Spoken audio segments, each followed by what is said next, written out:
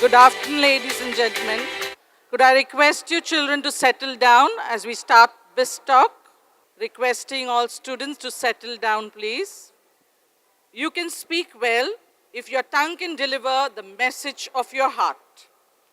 Good afternoon, distinguished guests, my colleagues, and all you enthusiastic students. It gives me immense pleasure to announce an event that has taken prestigious importance in the past Bisc events. At this event, our young Beaconites are given a platform to express themselves and enlighten us with their thoughts. In the words of Alexander Gregg, there are three things to aim at public speaking. First is to get your subject, then to get your subject into yourself, and lastly, to get your subject into the hearts of your audience. This year, we have students who will moderate the entire talk show. Our first moderator is Syed Tabish Suhail, a participant of last year's Bisctalk. He aspires to be an environmentalist to contribute towards the sustainable development. Our next moderator is Hiya Gandhi, a girl who displays zeal for life and is outspoken. Her ambition is to become a lawyer. This event will be judged for the very first time. We have prominent judges in our midst. Let me introduce you to them. We have Mrs. Roshni Joy, lecturer at the Scientific College of Design. Her dual qualification of MBA and MA in English have enriched her in teaching and academic advice for students. She has been teaching the Oman undergraduate students for more than a decade. We have Rajendra Verma, who works for the HSBC Global Bank and is also a senior management of the Indian school Wadi Kabir. He is also a Toastmaster. Our next judge for this afternoon is Mr. Somar Selek from Moscow, Russia, currently working as a senior English teacher at the Knowledge Gate International School in Muscat. He worked for 4 years at Vataya Private School in Muscat and is a senior English teacher and the head of English. Working and living in Oman for 6 years as English language and literature teacher and is the head of department. Let me end with an advice to you all speakers. With the words of Karl Buchner, they may never forget what you said, but they will never forget how you made them feel. Okay? Bismillahir-Rahmanir-Rahim. Distinguished guests, Honorable Principal of Beacon House, Ms. Zeba Masood, Honorable Judges, respected teachers and my dear friends. Assalamu alaikum and a very good morning to all of you. Ahlan wa sahlan and a very warm welcome to yet another inspirational and the most awaited event of Bisc 2018, Bisc Talks. As the famous mystic poet Rumi once said, the sunlight is different on one wall, a little different on a second wall, and completely different on another wall, but it is still one light. A very simple saying, but even if a few of us delve deeper and truly make this a mantra of our lives, that will be a beginning of laying a foundation of today's topic, an inclusive future. So what is an inclusive future? Well, an inclusive future is an approach that looks into how to transform the current systems in order to remove the barriers that prevent people from participating fully in creating a better future, and how it can be modified to make sure it includes everybody. Today will be interesting to witness the views of panelists comprising of varied nationalities, socioeconomic backgrounds and cultures who have joined us here from across the globe. And it gives me immense pleasure to introduce Brian Chan Zen Rong, representing Malaysia.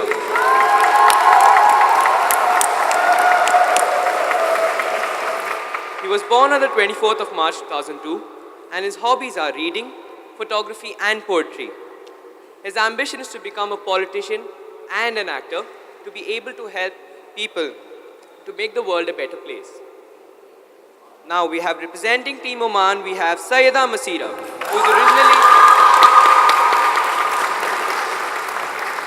who is originally from Hyderabad and has been living in Oman for the past 10 years. She loves traveling and seeing new places, and she also loves to read. Her ambition is to become a doctor to be able to help people in need. Representing Pakistan, Waleed Ahmed Shahzad has immense interest in debates. He's very passionate about engineering, and his ambition is to become an engineer. From Philippines, a very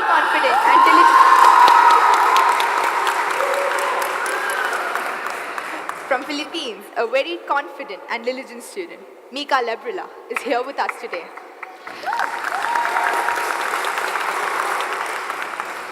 At just age 15, she qualified in the Philippine School's Regional Press Conference. Ever since preschool, she has been a topper. Angela Cheeseman from Thailand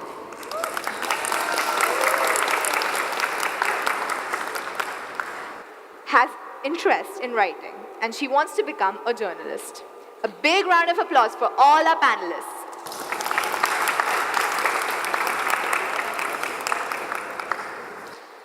We will now start with a panel discussion, with each panelist having 2 to 3 minutes to share their thoughts on the topic. We start with Brian Chan from Malaysia. Hello, a very good afternoon to everyone in this hall. I thank every one of you for attending this talk to listen to all of us speak about our opinions. First of all, I would like to thank the judges for coming here to judging our talk. I wish you will enjoy our talks and have a very good memory from them. Thank you very much.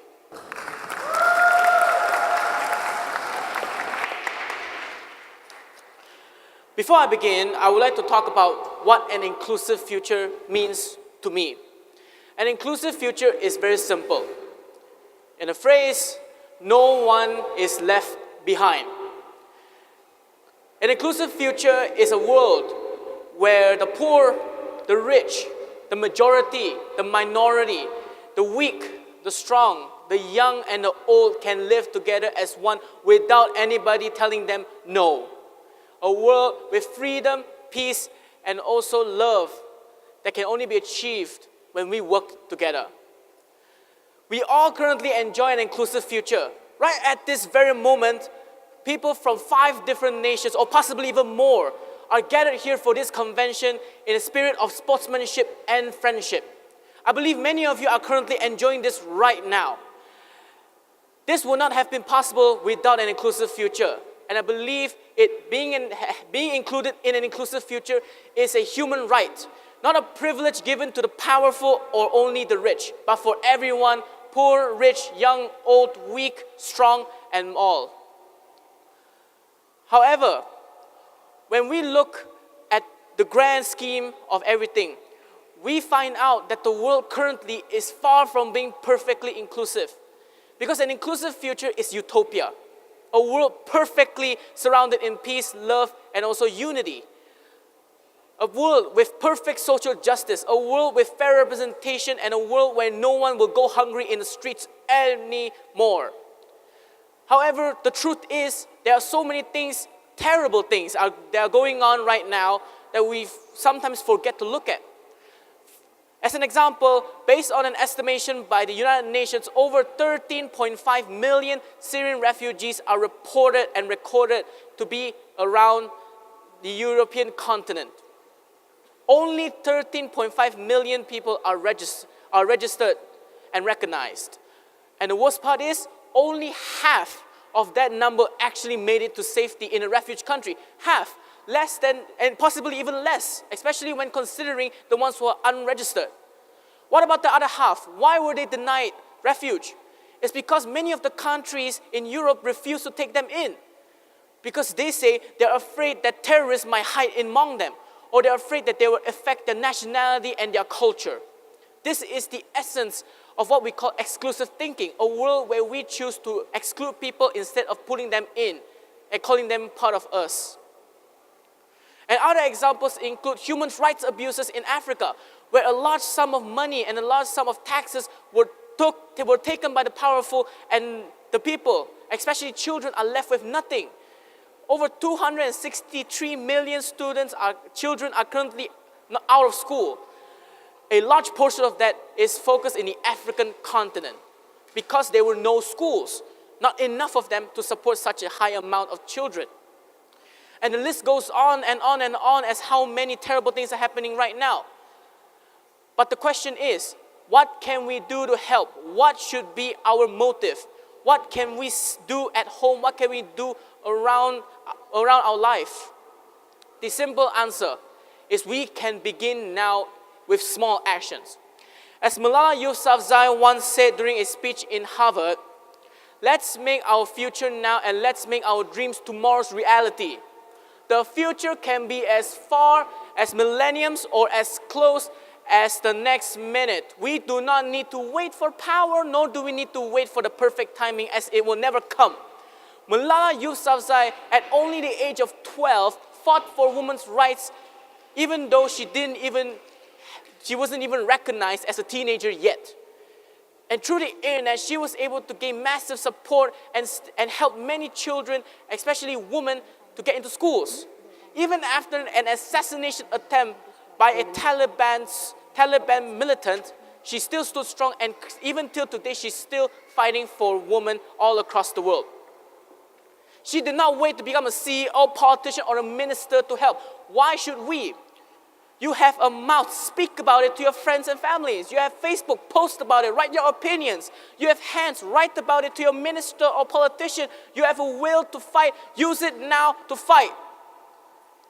As a Chinese philosopher Lao Tzu once said, a journey of 1,000 miles begins with a single step. The hardest part of doing anything is to start. And it might sound scary to start fighting, as many people deny us. As Malala Yousafzai herself, she was scared herself. She was scared of being killed. But after the assassination attempt, she found out that she could not be scared anymore. She has started and she will move on. And the irony is, moving on is even easier than starting. In that case, I ask everyone on this stage to do whatever you can for the inclusive future, to fight, to tell people that there are terrible things going on in this world and we need to fix them. To tell that we have a duty as a people and as a part of the society to help everyone across the world. Doesn't matter, different religions, different skin color, different race, different ideas, but as humans. Thank you very much.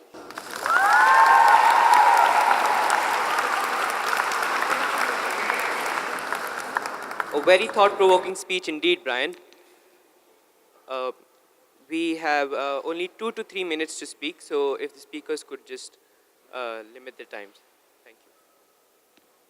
We now have Sayyida Masira to share her views on an inclusive future. While researching on the theme of inclusion, I was talking to my dad. He told me about one of his cousins, a talented painter and an equally skillful tabla player too.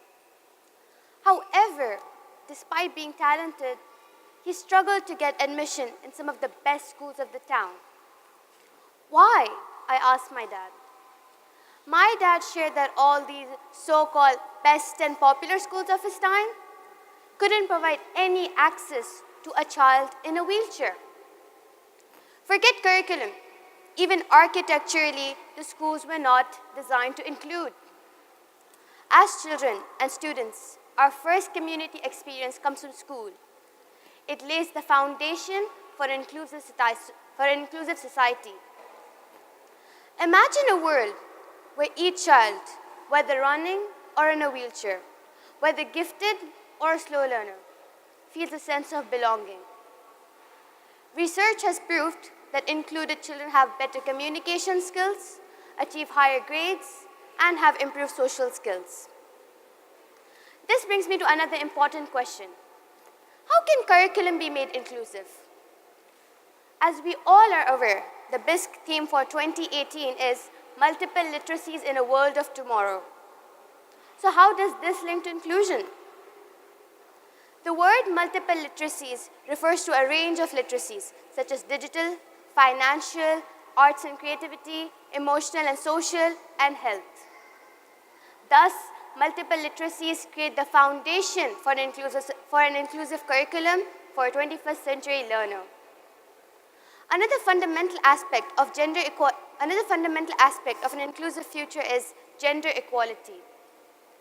While reading I Am Malala, the highly acclaimed book by Malala Yousafzai, this dawned on me that I always took for granted my education and the freedom to pursue my dreams. I have never faced any opposition or braved bullets just so that I could attend school. Malala's world in Swat Valley was an alternative universe, unimaginable to a city-bred teenager like me. Why is education for women and girls important? Women and girls represent half of the world's population and therefore also half of its potential. Women and girls' empowerment is necessary to expand economic growth and promote social development. Gender equality is a fundamental human right.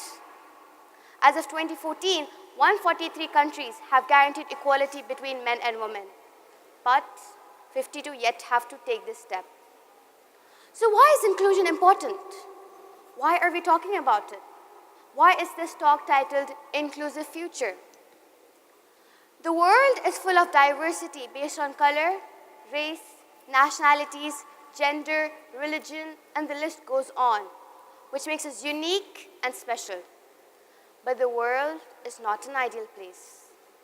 People face discrimination, which creates divisions and sufferings. This is where and why we need inclusion. To help us understand each other's differences. I'm sorry to interrupt you, but you've ran out of your time. I'm sorry. Okay, you can complete. Okay. To help us understand each other's differences, to help us empathize more and judge less. So let's be determined to create a world which embraces everyone. And I quote, "Diversity is being invited to the party. Inclusion is being asked to dance." Thank you.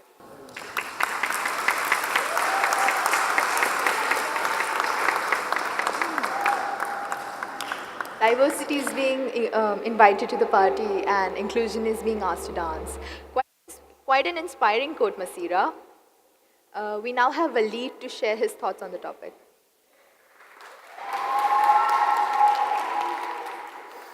Thank you so much, everyone. So I'd like to start off, since of course our topic is an inclusive future, I'd like to start off by explaining what I mean by an inclusive future, what is my own definition.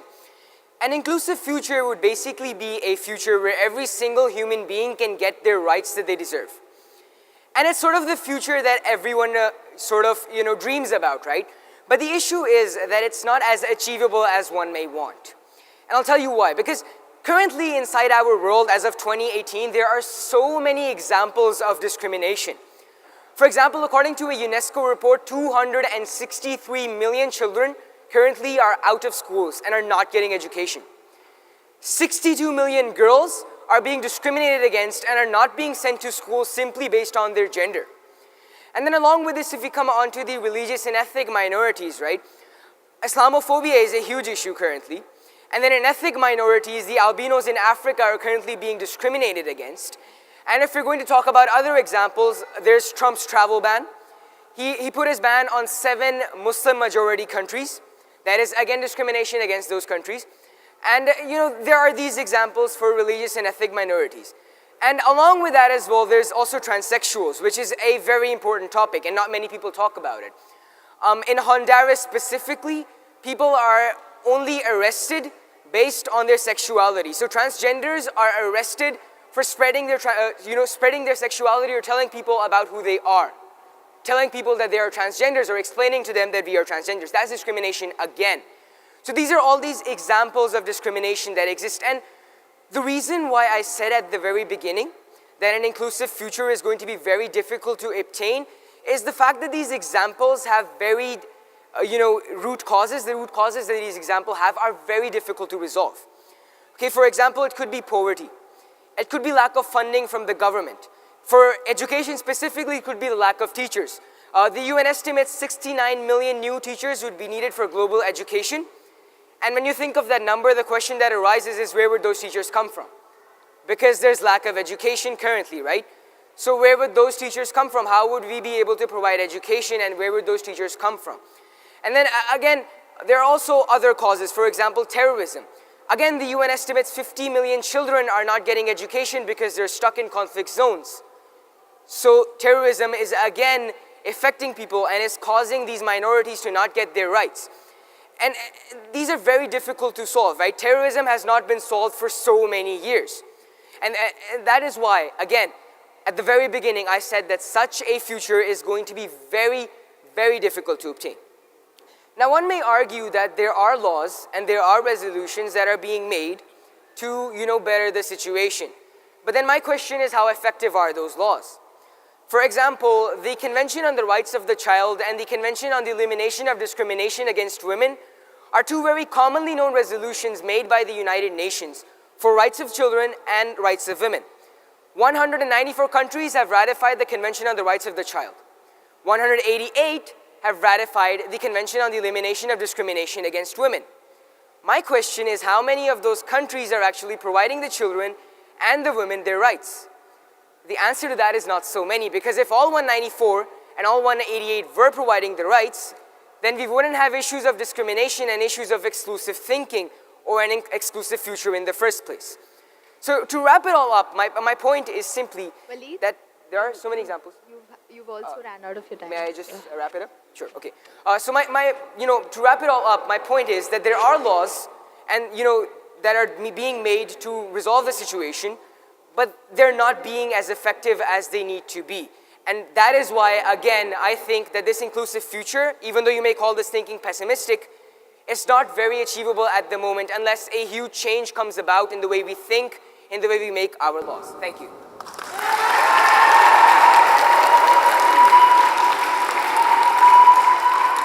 Thank you, Waleed, for sharing your interesting views on an inclusive future. Very nicely put forth indeed. We now have Mika Librilla from Philippines with her talk on the topic. Hello? Okay. Pleasant day to everyone present right now. So, an inclusive future. For me, it starts in an inclusive classroom. Because first of all, how are we going to learn to understand the bigger aspects of inclusivity? For example, minorities, gender equality, discrimination, and all those other things if we do not understand the small and simple things. Globally, youth literacy rate, or the amount of children that can read and write, increased from 83% to 91% over 2 decades, while the number of those that cannot read or write have declined from 170 million just to 115 million. This is according to UNICEF. This goes to show that there is progress when it comes to educating the youth. However, so it is. Estimates from UNESCO tell us that it will take about 70 years to provide education for all. And I think that this is very likely, because if you take a look at it in an economical way, in a demand and supply rule, the amount of births outnumber the amounts of deaths tremendously. The amounts of births are estimated to be around 853,000 every day, while the amounts of deaths are only around 115,000 every day. Now, when demand is put into the amount of births, it rises. When demand rises, then supplies naturally decreases. And when the demand, when demand, aka the birth rate, increases, then the supplies naturally go low. And the result of that is the lack of education. So,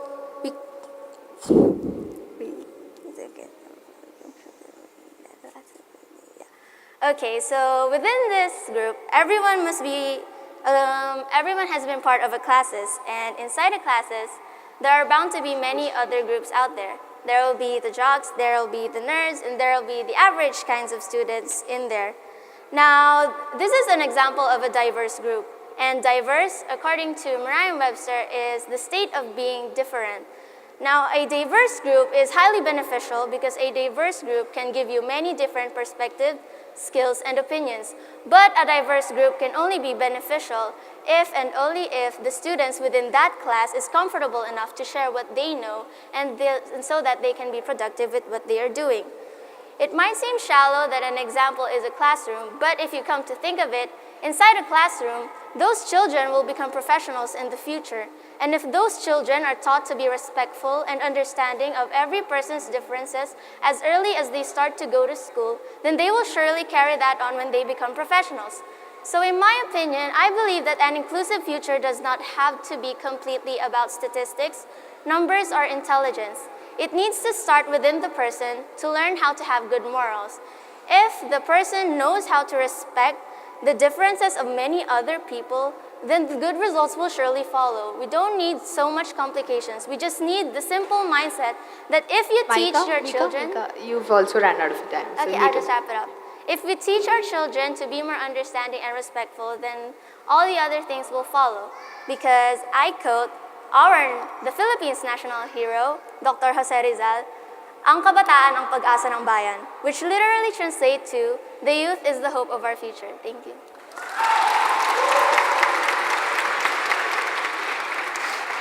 Thank you, Mika, for putting up an interesting perspective of the topic. You have highlighted how your classroom is a diverse microcosm. From Thailand, we have Angela to share her views on an inclusive future. Hi. So I'd just like to start off with saying that I'm not as much of a speaker as I am a writer. So I'd like to read to you what I have to say about inclusivity. What is inclusivity? The dictionary states that the definition of inclusive is to encompass everything concerned. So first, I'd like to start off with myself as an example of a small slice of inclusivity in the world that we live in. I am half Thai, half Australian, who grew up in China as a Buddhist in a Baha'i school that celebrates Christmas. I am a female who does not label myself a feminist, but does support female equality. I am not black, nor am I a racist. I am not white, nor do I judge them all as unequally privileged. Last of all, I am coming out of the closet, because I am not straight, nor am I gay, because in the end, you take down all the labels and all the classes, all the judgment and all the discrimination, get rid of it all, and we are left naked, exposed as who we all are as humans. Humans that just want to be included. Every day we are learning from our mistakes and progressing towards the future. So I'd like to touch on a few specific topics about what's going on with inclusivity in the world. There are those that have it all handed to them on a silver platter, yet those that aren't even offered a plate. Everyone has the right to an education, yet according to Google.org, the UN's Millennium Development Goals states that one of the biggest challenges to education is simply getting students into a classroom. For example, in India, approximately half of fifth grade children cannot read a second grade text or perform a two-digit subtraction problem. Today, though, in less than 2 decades, targeted intervention and political will have half the number of kids who aren't in school. And the percentage of kids who are is 90%. But that's not 100% just yet. Next, I'd like to bring up the topic of the role of women and how it is shifting. Not just in the favor of women, but in favor of equality itself. Yet why is it that in America, the pay gap between men and women are still at 20%? Statistics show that if we keep going on at this rate, the gap will reach equity with men in 2059. How many years do we have to wait for this pay gap to just close? In 2017, 7 countries legalized same-sex marriage, making it a successful year for the LGBT community. We can see the change and we can see all the work putting into the world. But we can also see our faults. And so why have we not sped up the process and used all this information that we have to make the world a better place as soon as possible? Why are we waiting? Thank you.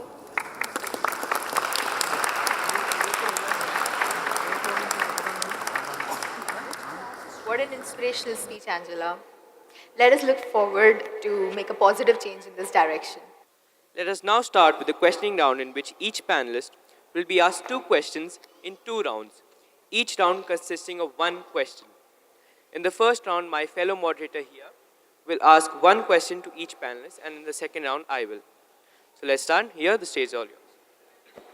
Ryan, do you think Malala Yousafzai's battle to promote the education for the girl child led to any positive developments in her homeland?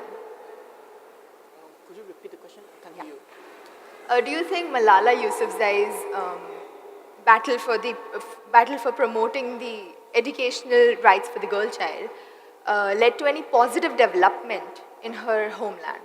Her home life. Homeland. Homeland.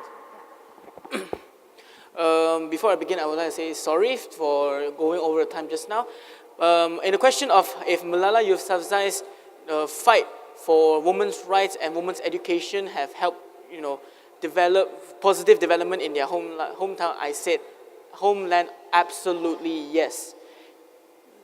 Because there are many proofs of this. First of all, I do not know the statistics and all, but we can see from positive changes that the news of Malala Yousafzai has already put forward the issue of women's rights in Pakistan and many parts of the world into the media. Back then, before Malala Yousafzai began her strive, the idea and the thought and the knowledge of women's right being denied in some certain countries are completely overshadowed by more dramatic issues. By just talking about the issues and online and on public has already helped the situation. And that's not to say her push for charities, her push for political parties, and her support for women all across the world, and her speeches in Harvard and other universities definitely did help in some way or another to lead people to understand the issue more. Thus, more people would intend and were more likely to help onto the issue in the near future. Thank you. Thank you. My next question. My next question is from Asira. You have spoken about the academic growth of children who study in an inclusive environment. Since everyone has a different pace of learning, especially the children with needs, how do we ensure that everybody benefits equally from it in a classroom? I think that a teacher should be able to plan his or her class in such a way that students with varied abilities can learn at their own pace. A teacher should be able to modify the content of her subject in a way that fits the learning style of each and every student. When she does that, I think each and every student can benefit from the class. Thank you.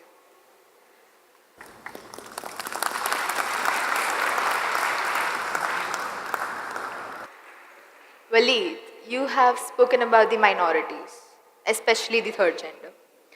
Would you like to share with us any recent developments that have promoted the rights of the third gender? Promoted the rights of, the third gender? Third gender. Okay. So basically, as I mentioned before, transgenders are currently being extremely oppressed, especially in areas like Honduras and Russia, right? And I don't think it's the fact of, personally examples that are, there are developments that are being made. For example, as mentioned by Angela, several countries did legalize gay marriage. That was, again, a step in the right light for the LGBT community, okay? But again, the issue is that there are so many other countries that are not doing the same thing and that are going against the LGBT community. For example, I mentioned Honduras, I'll mention Russia this time. Russia does not allow the transgender community to have their marches, which are basically known as pride marches. They've banned them. And they're not even allowed to protest, which I believe protesting the right of liberty is a basic human right. Transgenders are not allowed that in Russia. So that is again another issue to support my stance as I mentioned before. But to answer your question, it is exactly the example that Angela gave. Several countries did legalize gay marriage, and that was a step in the right direction. Thank you so much.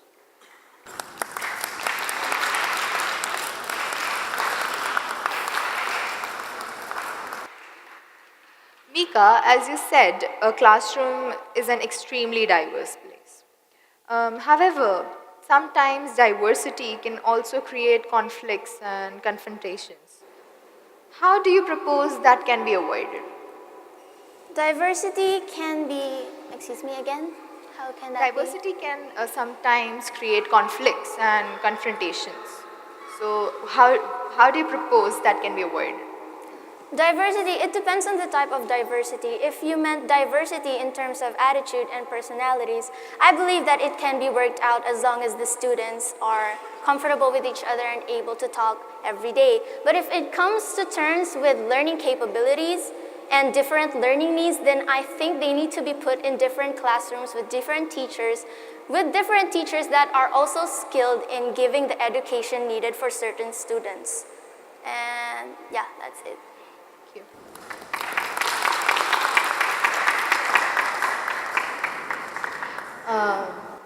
Angela, the pay gap for men and women, as you said, would be equal only by 2059. What can be done to, accelerate this process?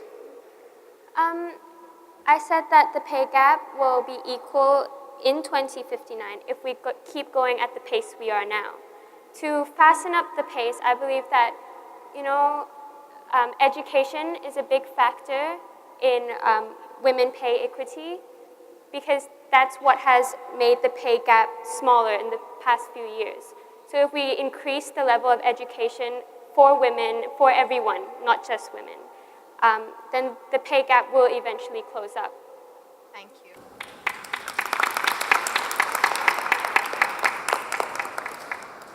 So Brian, if we, the younger generation, channel our ideas and focus on making them a reality, we will make a difference. What are your thoughts on the contribution that we as students can make to bring about an inclusive future? Last part again. The contribution that we as students can make to bring about an inclusive future. Well, when the question of what students, we students, young teenagers and possibly even young children can do for bringing about a more inclusive future, the number one thing I believe that we can do, and essentially is the key, is to not be a hypocrite. The thing is, many people now say that they want an inclusive future, and they say that inclusive future is wonderful. However, when you look into their lives, you can see that they themselves are doing extremely exclusive things, some things that I've personally heard from others. An example of this is from my personal experience. In Malaysia, we have three large races and many, many more. And I belong to the Chinese race, and the majority being the Muslim. However, because of this, many people have, bad ideas of each other because our religions are different, our culture is very different, and sometimes can indeed alienate each other. And there are many times where I've seen Chinese, people are like refuse to be friends with Malays because they think they are too different to understand us, and we are too different from them to understand them. But in reality, that is false. Especially in this new generation, we are seeing many people from different cultures and backgrounds coming into the same schools, in the same society, and as as the other panelists have said, that the world is getting in a better place, and I agree with that. However, we young people are the main focus because we are going to be the future. We are going to be teachers. We are going to be the one influencing our future generations. We cannot skip. We cannot try to expect that we have to stop. We have to wait for somebody else. We have to, wait for the future generations to start doing what they are supposed to do, to teach them to do something that we know we should do, but we didn't. We teach our children to not throw rubbish on the floor, and the next minute we were throwing the wrappers of our food right onto the street. And of course, the children not just have to perform it themselves, they can encourage others too. And we have to teach them to encourage others. But the main point is to do something, to make people do something, is to do it ourselves. Thank you. Thank you, Brian. Basira, according to me, inclusive future is all about changing our perspective for the better. How can we, the younger generations, positively influence the way the society views specially abled people? We, the younger generation, are developing the future. So what we do affects the world in various ways. I personally think that if we, the future, the youth, begins to accept our differences and celebrate our uniqueness, then I think we will be able to pave the way for an inclusive future. Thank you, Masira. Waleed, as we all know, refugee crisis is a major worldwide issue. What supporting role do you think world leaders can play to bring about an inclusive future? Okay, very good question. I believe the thing about refugees is the fact that certain countries do not accept them because they believe they are a security threat, right? So when we're talking about world leaders, I think the best thing they need to do is either start accepting those refugees by creating some sort of framework that would ensure that those refugees can somehow be security checked. Now that can be done by double checking their personalities, their criminal records, from the country's government that they came from as refugees. That's one example, but that is simply one example that I am giving.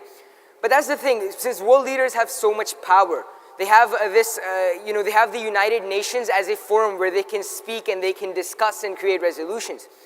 And that is what they need to do. They need to use those forums for creating certain laws, certain resolutions, which aren't like the laws that currently exist. Because as I mentioned before, the CRC and the CEDAW, they are laws that require amendments seriously. So they need to create laws that are benefiting the people and the refugees and not just themselves to help them remain in power.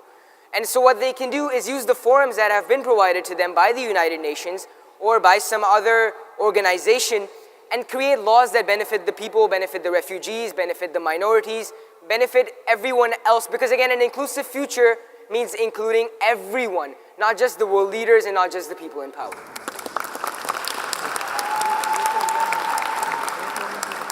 Thank you, Waleed.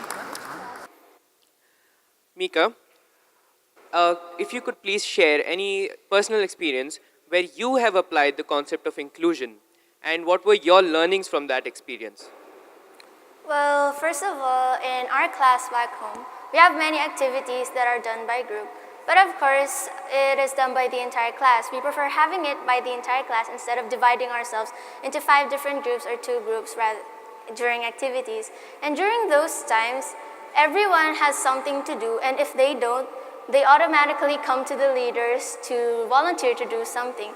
In my opinion, if a world is inclusive, just like in our classroom, whenever someone knows that they are capable of doing something, then they will do it. And the leaders, they know who is good at doing whatever task, so they know who to assign for that certain thing. There is harmony and there is organization and everyone is productive and no one is just standing there doing nothing. And I think, yeah, that's the benefit of an inclusive future. Thank you, Mika.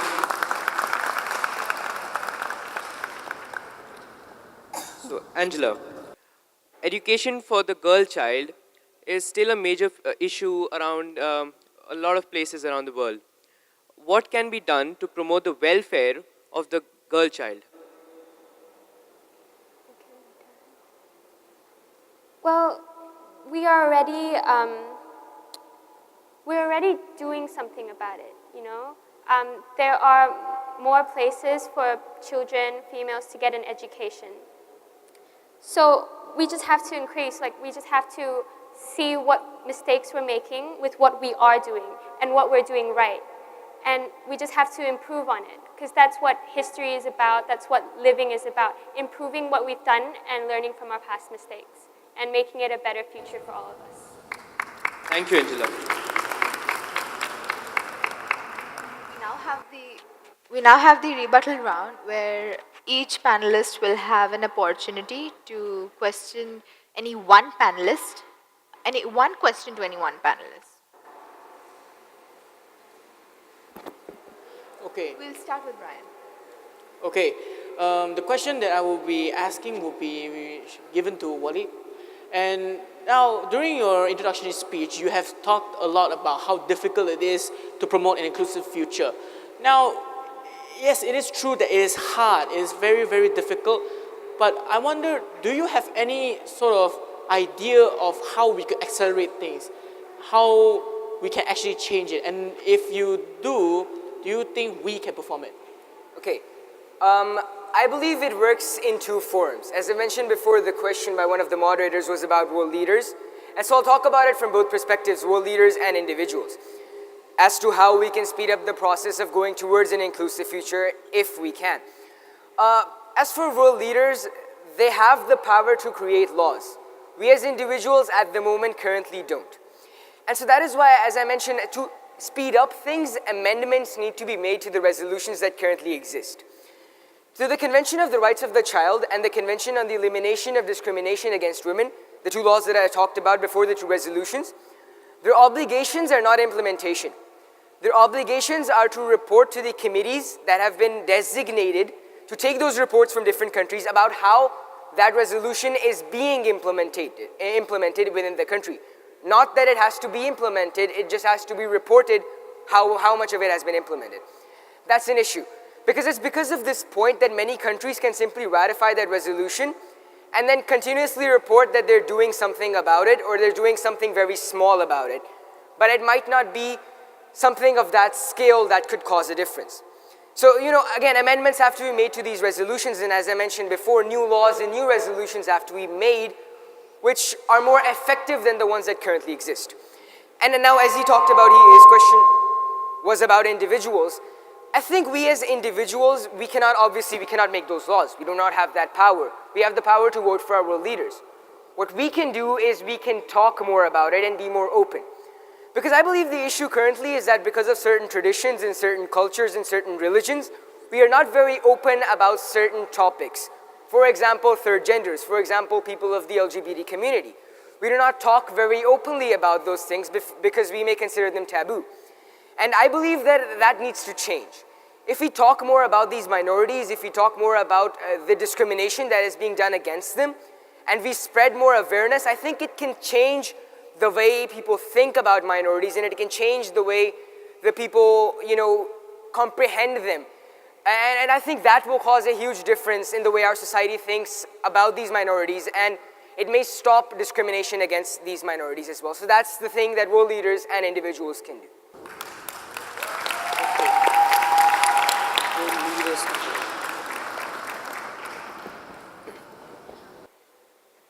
Anyone else? Okay, Masir. My question is to Waleed. Waleed, recently Pakistan lost one of its most influential human rights activists. Can you share some of her contributions to make a society more inclusive? Is it okay if I ask who you're talking about? Because I believe you're talking about Abdul Saridi. I'm actually talking about Asma Jahangir. Asma Jahangir, okay. So your question is how her death has influenced. How can we talk about her contributions to make a society more inclusive? Okay, right. Basically, her contributions were basically related to, I believe at least, towards women and towards children. Okay? And so the thing is, her contributions have been very effective, because the thing is, as I mentioned before, we as individuals need to talk about things because it will cause a slight change. All right? Now, her contributions to whatever aspect it was, I'm not sure if it was regarding women or children, but to whatever aspect her contribution was, it did make a slight change. And that slight change is helping us become better. Right? It improved the society in one way or another, and I think that is the biggest thing. The fact that it improved the society even very slightly, but it made a change.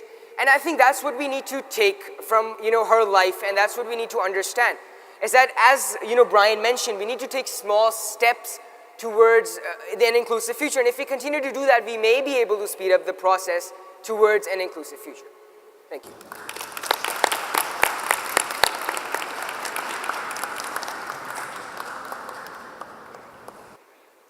Waleed? Right. So my question is going to be to Masira. So she mentioned in her opening speech, you mentioned that there are a number of countries that have agreed to equality between men and women. And there are a number of them that are left, and they still need to do that. Now, as I mentioned before, the Convention on the Elimination of Discrimination Against Women has been ratified by 188 countries.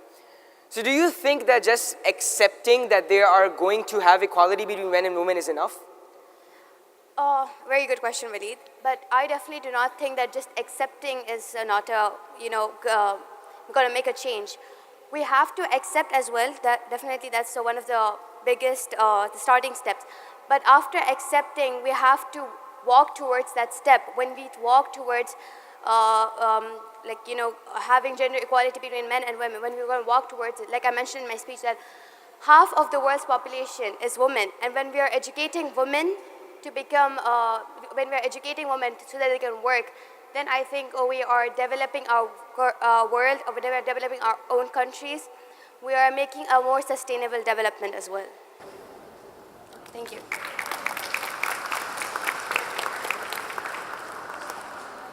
Ika, would you like to question someone? Angela? Okay. I have a question for Mika. I really like the way that you chose to talk about inclusivity in such a small place. But in different classrooms, you can't really compare it to the big picture, you know? Because in a classroom, there may not be someone that is gay, or that is a refuge, or is being taken of their right to an education because they're in a classroom. So my question is, how can you use that example of being in a classroom to make it a broader, bigger topic? If you come to think about it, most of the people will start from being children, and children naturally go to school. While I do agree that there are many uneducated people, that's why at the first part of my speech, I wanted to say that we need to prioritize giving education to everyone before going to the bigger topics of inequality and stuff like that.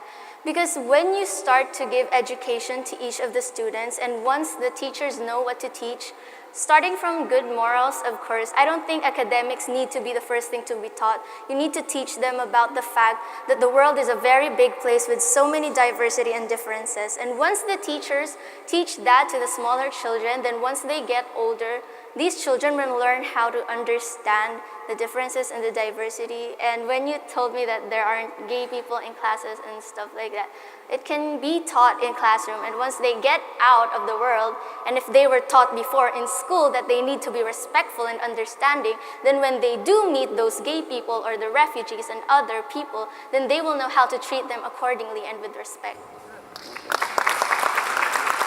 Thank you, Mika. We now move on to the last segment of Bisc Talks, where the audience is being given an opportunity to ask any of our panelists a few questions. Who would like to ask the first question? So that was an enriching discussion on inclusion, with all our panelists sharing their opinions and solutions. Yes, we need inclusion to walk together, hand in hand, where we all are equal and important, where we all belong. To quote His Holiness, Pope Francis, the only future worth building includes everyone. Thank you.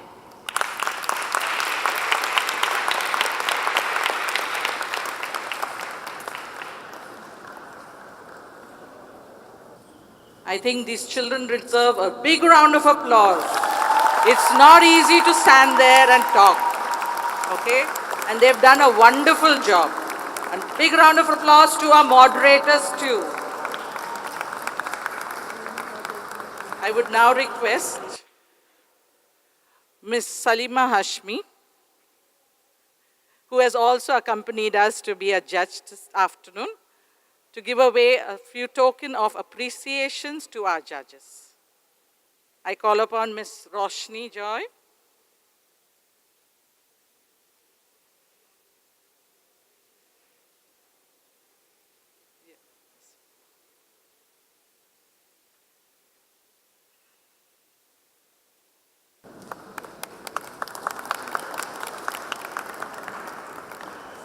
Mr. Rajendra Verma.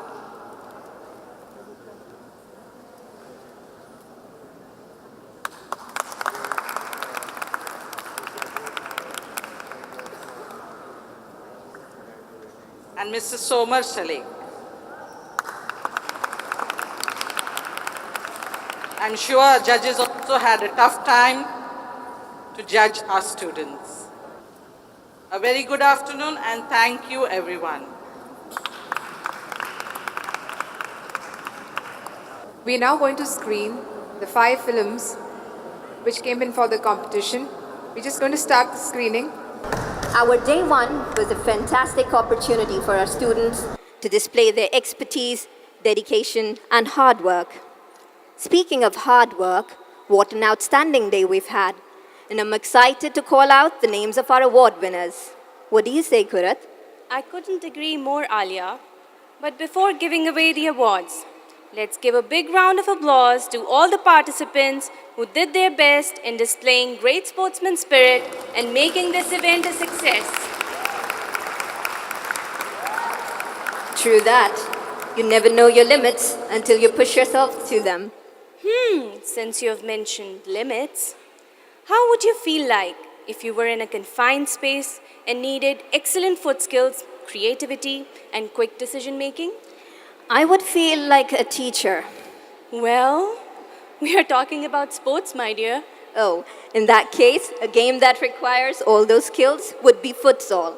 We witnessed a spectacular display of coordination and teamwork today.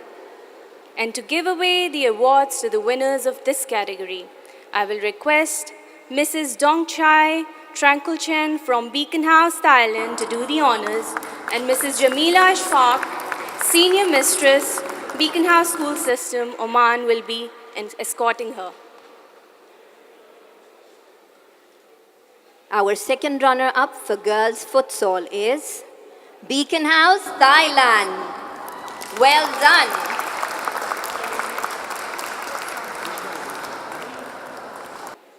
Congratulations, girls.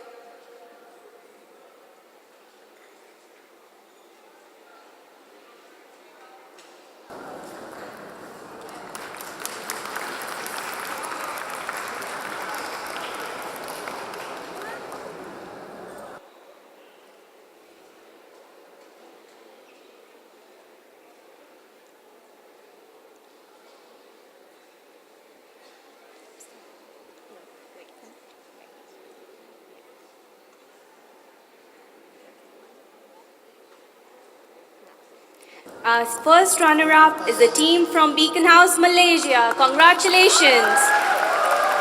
You have done remarkably well.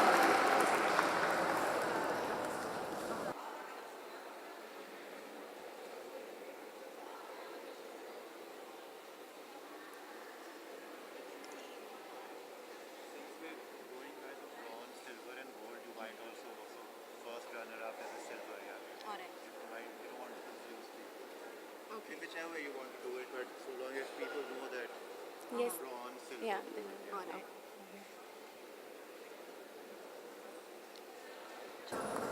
Try giving your best and you're most likely to get the best you deserve. And the winner for this category is Beacon House, Pakistan.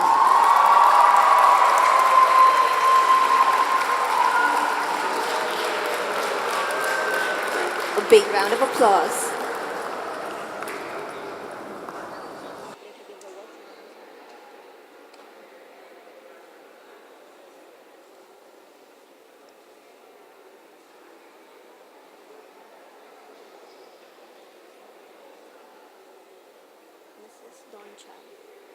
Don't try.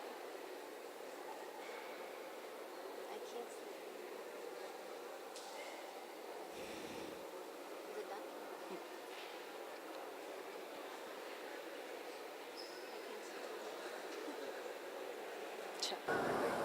Thank you, Mrs. Dongchai, for your encouragement.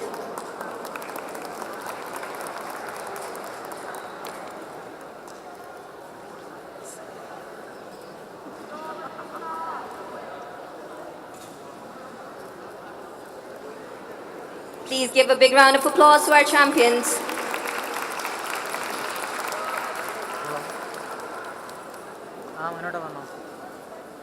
I would like to request Mr. Kamal Chris Tranquilchen from Beacon House, Thailand to give away the awards to the winners of boys futsal. I would request Mrs. Rashmi Malhotra, Senior Mistress, Beacon House, Oman, to escort him.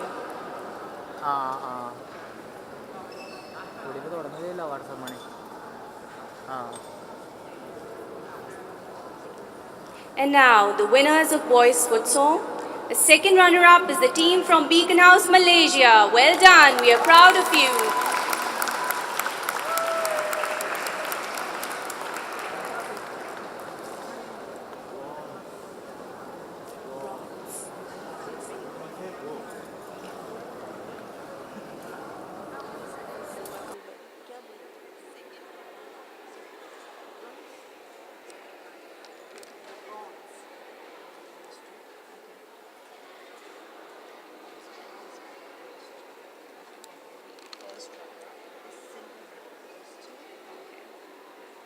चलो अब तुम करो.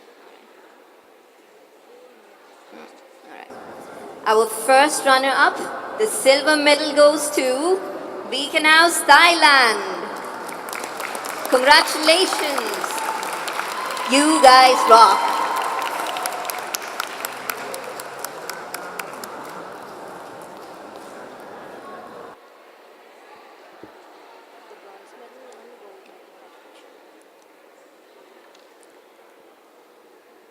It's your one.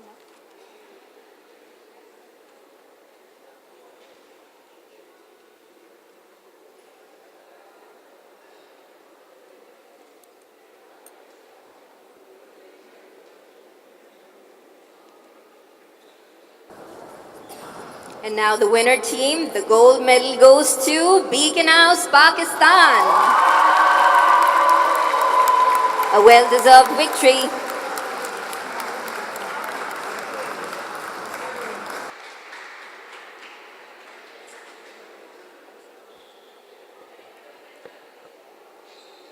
Second is bronze, right?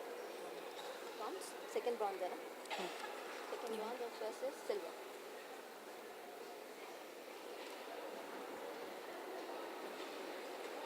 Camel press? Camel press है ना? हाँ winner भी Camel press है ना? हो गया. इनको भेज दो.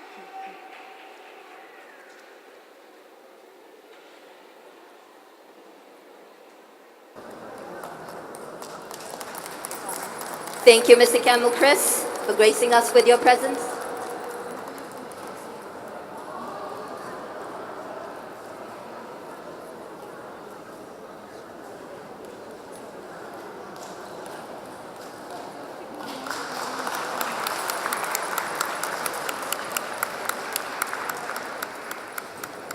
Ladies and gentlemen, it's time to acknowledge the talent of our basketball winners. Please may I hear a thunder of claps for our heroes who demonstrated their expertise diligently. I will request Mr. and Mrs. Ali Kasuri, escorted by Mrs. Fatima Suhail, Senior Mistress, Beacon House School System, Oman.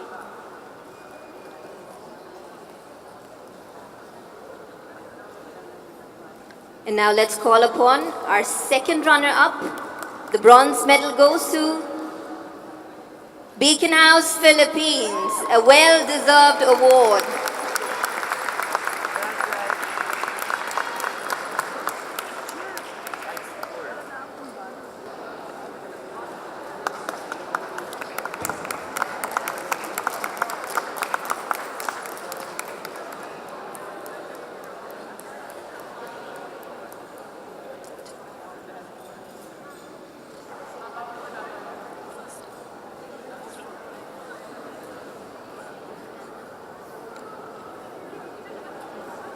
Our first runner-up silver medal goes to Beacon House, Malaysia.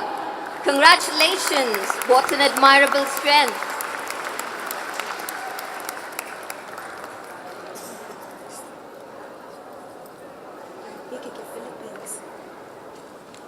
Philippines.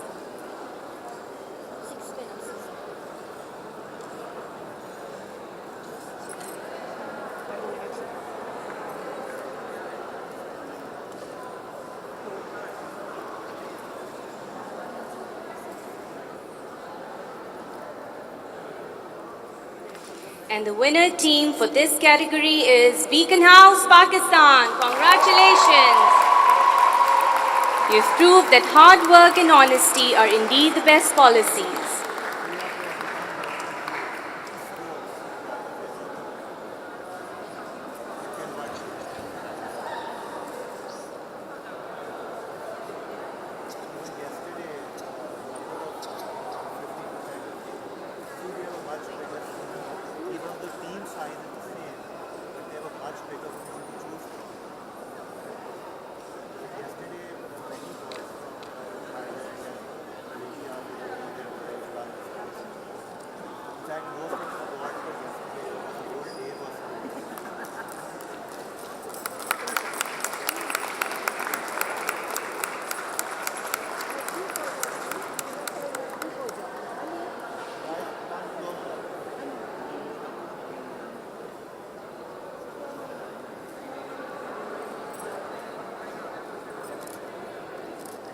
Now please welcome the winners of boys basketball team. Our second runner-up, the bronze medal goes to Beacon House, Pakistan. A splendid performance indeed.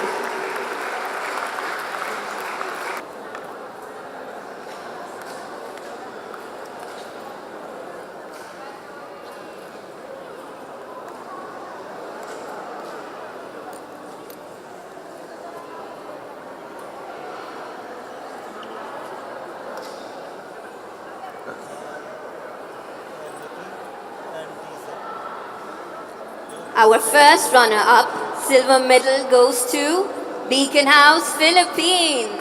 A heartiest congratulations for a well-deserved victory.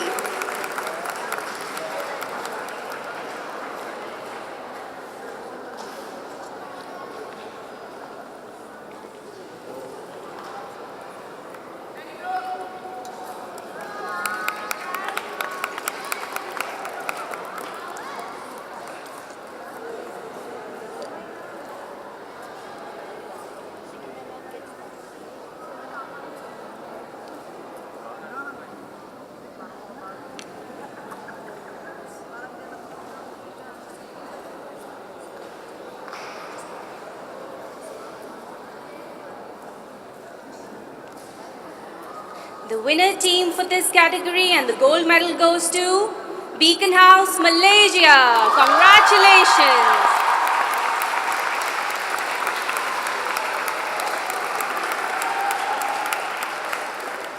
You face the challenges with courage and confidence.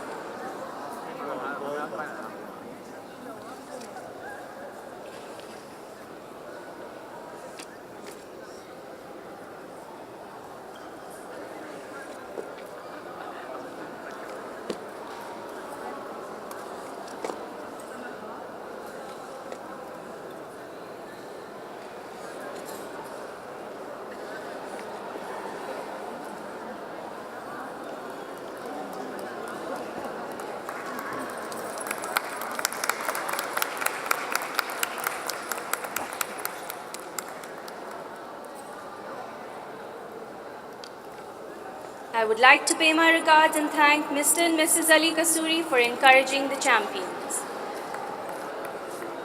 Did you know, Alia, in early 1900, the basketball players remained in the cages of chicken wire to keep them from falling into the spectator seats? Too bad.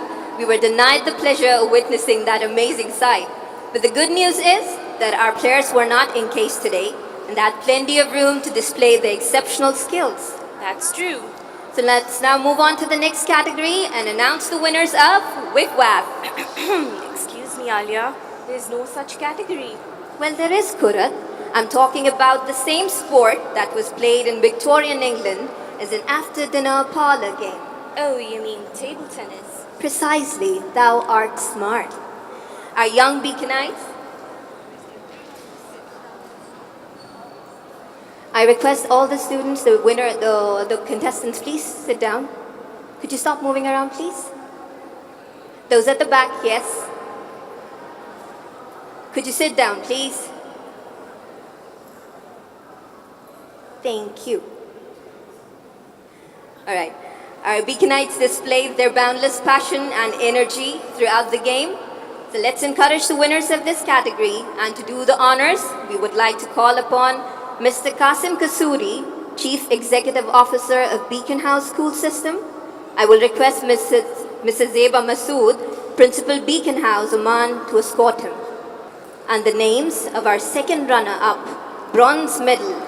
The pair is Brian Thien Wenkit and Tan Yuet Yi from Beacon House, Malaysia.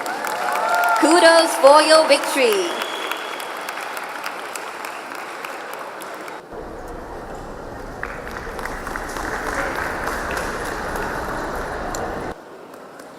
Congratulations. Please welcome the winners of silver medal for table tennis. Here, Jitendra Gandhi and Hussein bin Ali Raza bin Ghulum from Beacon House, Oman. Congratulations.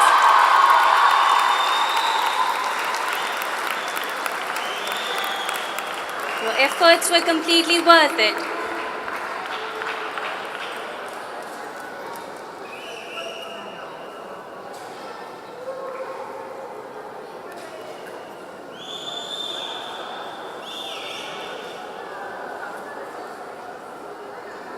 Now put your hands together for the winners of gold medal, Mohammad Taimur Khan and Kulsoom Khan from Beacon House, Pakistan.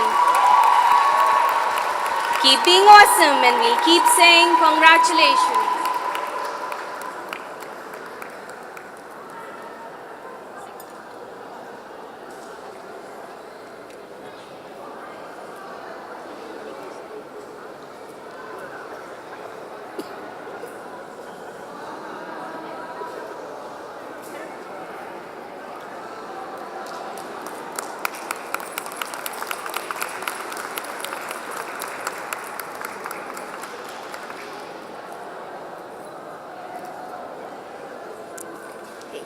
Kurat, let me ask you a few questions, and you get 10 seconds to answer each. Well, that would be immense pressure, but all right, I'm ready. Go ahead. So your first question is, different lights make me strange, and so in different sizes I would change. Oh, I know that one. It's pupil, isn't it? Correct. All right, another one. What disappears the moment you say its name? Silence, of course. Congratulations, you've been trained to think quickly under pressure.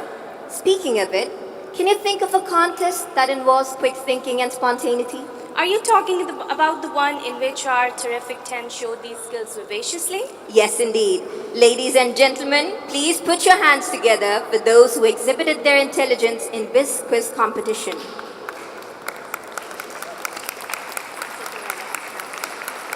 The second runner-up for the bronze medal is Syed Hassan Ali and Michelle Aisha Ayub from Beacon House, Pakistan. Congratulations, Beacon House, Pakistan.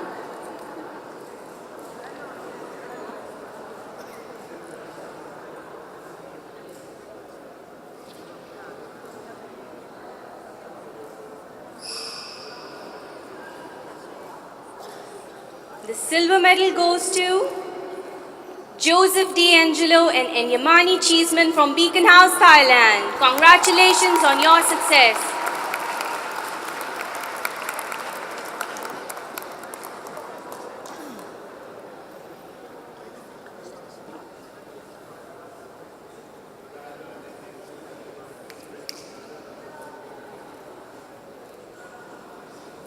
And the winner of the quiz competition is David Lim Ming Kwang and Koon Izen from Beacon House, Malaysia. A big round of applause for our champions.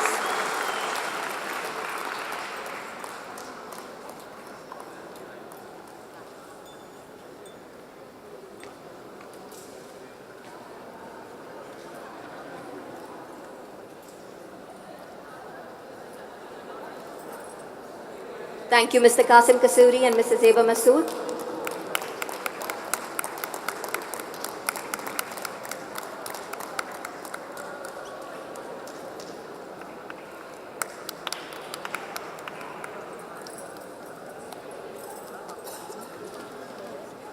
Alia, I was just thinking, wouldn't it be great if our conversation was like a comet, dazzling, eye-opening, and over before you know it? You mean short. Exactly. That just reminds me of our next category of awards, which is Bisc Film Festival. Our young filmmakers displayed incredible creativity and talent in capturing expressive future in their films. I would like to request Mrs. Nasreen Mahmood Kusuri, Chairperson Beacon House Group, and will request Mrs. Zeba Masood, Principal Beacon House School System Oman, to escort her.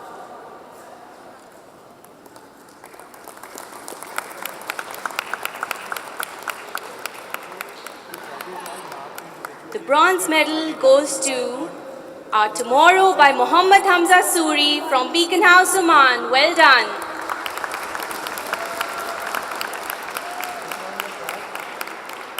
Beacon House Oman, would you please come up on the stage?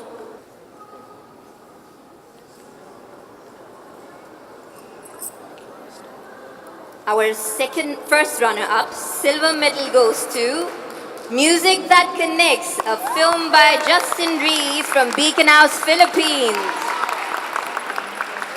Congratulations, Justin.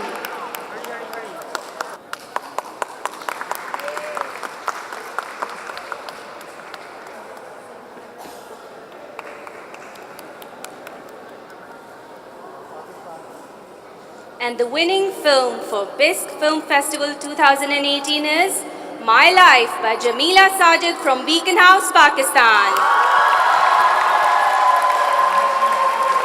A big hand for our superstars.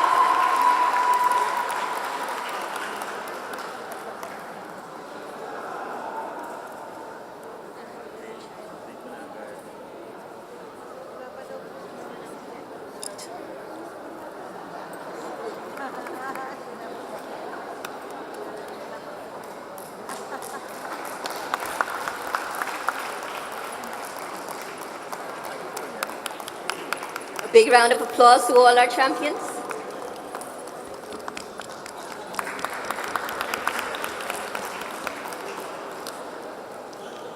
I was just wondering, how wonderful would it be if we lived in a world where equality and diversity are core social values? That's right, Alia. The only future is a future that ensures equal rights and opportunities to all. That was exactly the theme of our Bisctalk. In the context of inclusive future, our articulate students fought well in the battle of words. Let's hear it for the winners of Bisctalk. Our second runner-up, the bronze medal goes to Yamani from Beacon House, Thailand. Congratulations. Your hard work truly paid off.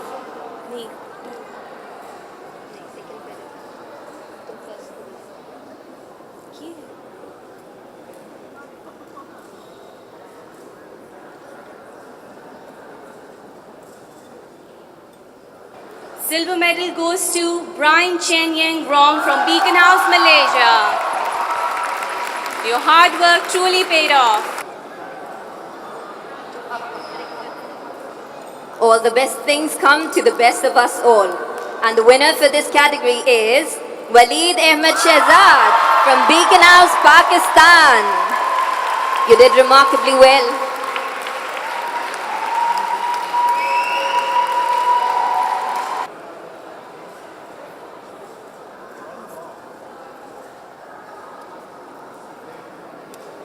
I would like to pay my regards and thank Mrs. Kasuri for encouraging the winners.